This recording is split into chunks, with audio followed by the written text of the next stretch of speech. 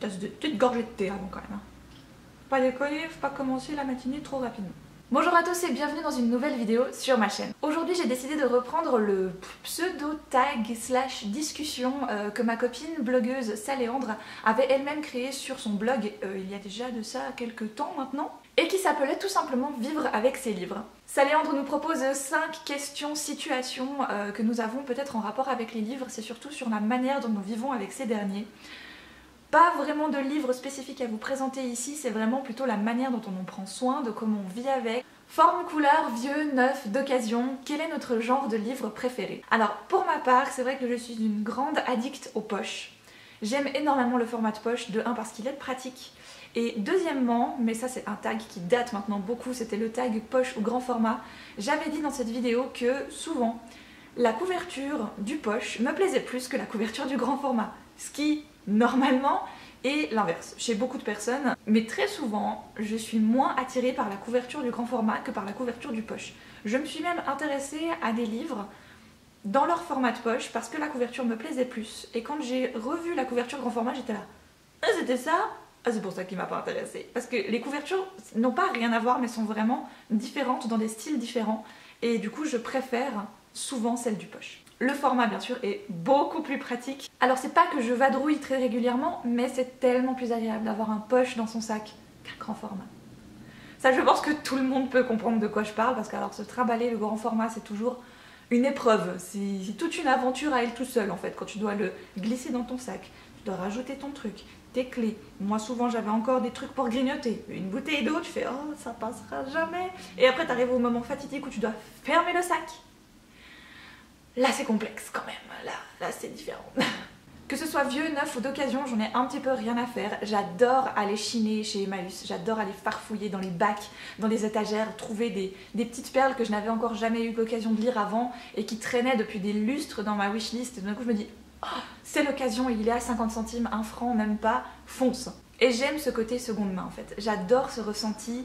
Vous savez, vous avez le vieux livre entre les mains, souvent il y a peut-être une petite annotation sur la page de garde, ou alors il y a un marque-page qui a été oublié, ou même des fois des photos. Et c'est légèrement intrusif dans la vie des gens qu'on n'a jamais connus et à qui appartenait ce livre avant.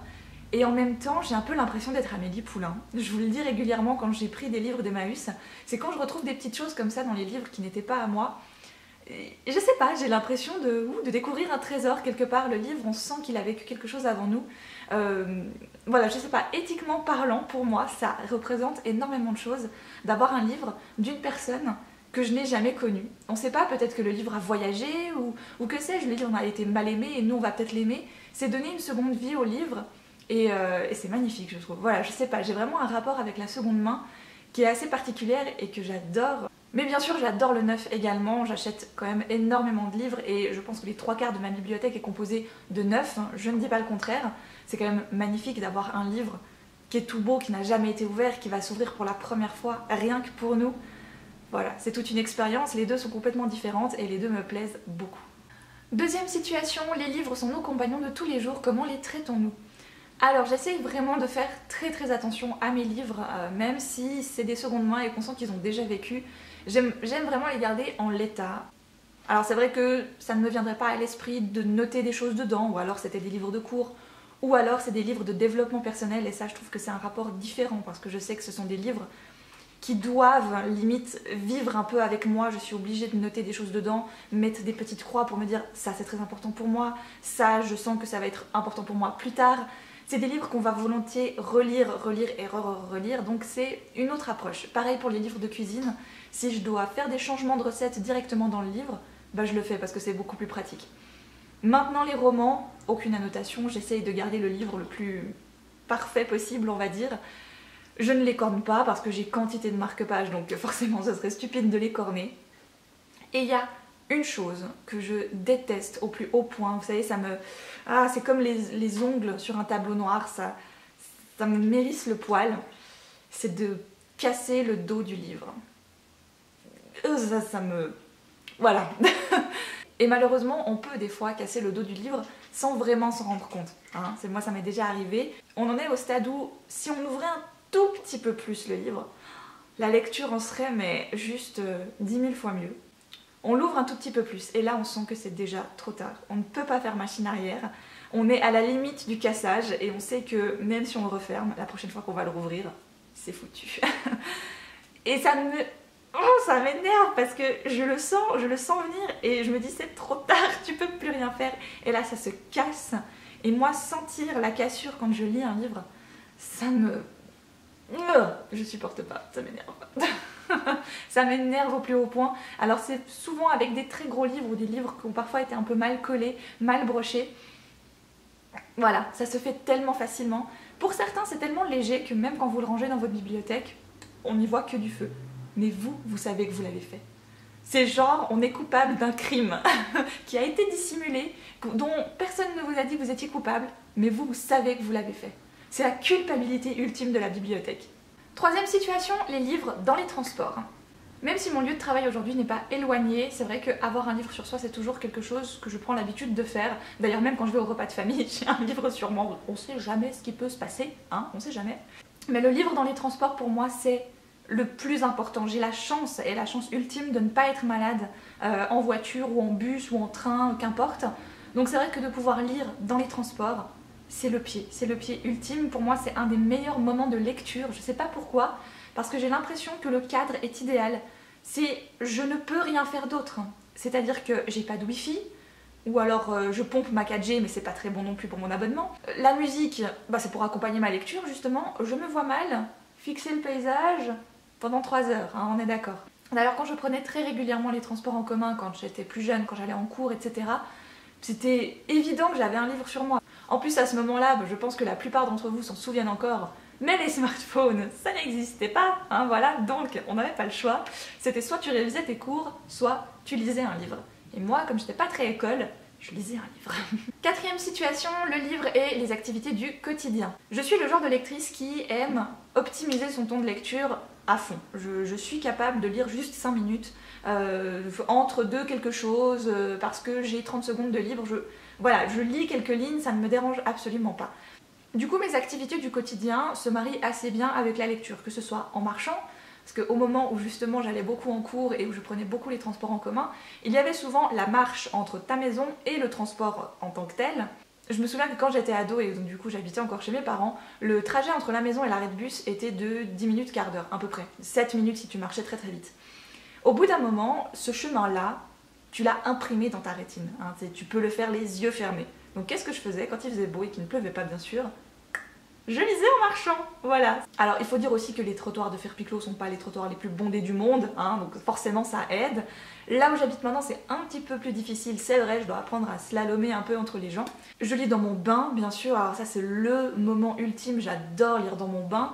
J'ai eu un léger traumatisme avec la lecture dans le bain quand même à un moment. C'était avec Harry Potter et la Chambre des Secrets en édition Folio Junior, je m'en souviens encore. J'ai toujours vu ma mère lire dans son bain. Hein, ma mère c'est mon modèle de lectrice, c'est mon modèle dans la vie. Donc forcément tout ce qu'elle faisait je devais le reproduire, tu vois. Donc elle lisait dans son bain et moi je me suis dit ouais moi aussi je veux lire dans mon bain. Donc machin, je me fais couler mon bain, je prends Harry Potter et bien sûr là c'est le drame. Harry Potter tombe dans la baignoire. Vous voyez la taille du 2, ben, il a triplé de volume, hein, forcément.